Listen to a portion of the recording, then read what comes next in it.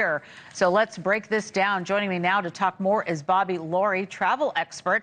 You know, a lot of people are worried about flying after stuff like this happens. So let's talk about what we're looking at here. The NTSB is looking into Boeing 737 MAX manufacturing and inspections. So how will these findings of this investigation impact how the company moves forward? Because this is a very big deal. Yeah, it is. It's a really big deal. And, you know, this investigation is going to play a critical role in how Boeing does move forward.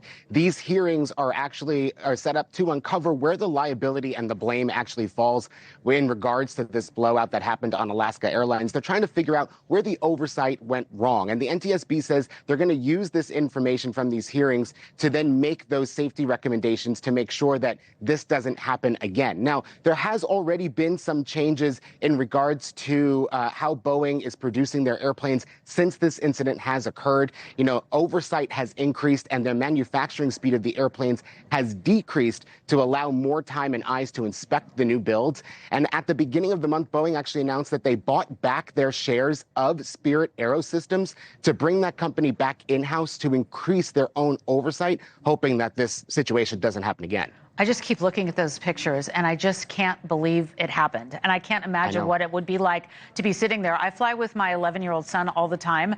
And if I was sitting there with him, it would be so terrifying. It's terrifying for anyone. Boeing's senior vice president of safety is among those being called to testify in this hearing. So what do you think we're going to hear? Well, from what I've read recently, it sounds as though Boeing is talking about a paper trail gone wrong.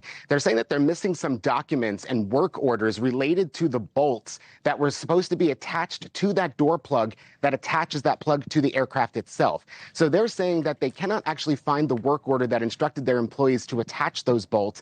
And because of that, maybe that's the reason why those bolts weren't attached to begin with. Now, of course, like I just mentioned, they've made some changes. So this should not happen again, especially now with everyone watching Boeing pretty much on a daily basis and the NTSB having this 20 hours worth of hearings set up. But that's what I'm expecting to hear Boeing say. It has something to do with the paper trail. But at the end of the day, you know, my first instinct is to think, is there actually a work order to put every screw or bolt on an airplane as it's being manufactured? Or is this just an easy excuse for them to start this hearing off with? Right. And, you know, this is getting expensive. Boeing has agreed to pay a $243 million fine as part of a plea agreement with the DOJ for violating a 2021 deferred prosecution agreement. So we'll start there. The company has also pledged $455 million to boost safety and compliance measures. So whose job exactly will it be to make sure these new safety measures are in place? You mentioned those work orders, but, you know, we need more oversight, clearly.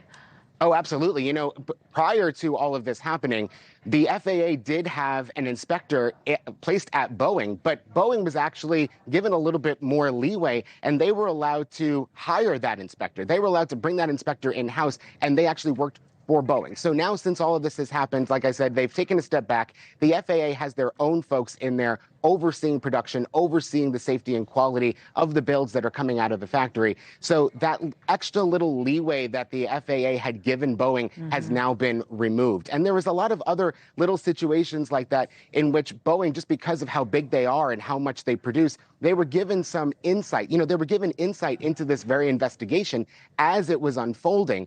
And they actually got in trouble for releasing some of the information before the NTSB released it in their own report. And because of that, they're not being privy to all of the findings until the very end now. You know, Bobby, I have to ask you one last very quick question. After watching this, and you're a travel expert, do you tell people to keep their seatbelts on after watching that? Because after watching that, I don't think I'm ever not going to wear one. I always keep my seatbelt on when I'm sitting in my seat, because you also never know when you're going to hit clear or unexpected turbulence. And that's usually where you find those other news stories where people hitting the ceiling because of turbulence. Because they're sitting there without wearing their seatbelts. I would always wear it. All right, Laurie, with a great background, you're a travel expert. Thank you so much for your time today. We appreciate it. We'll talk to you soon. Thank you.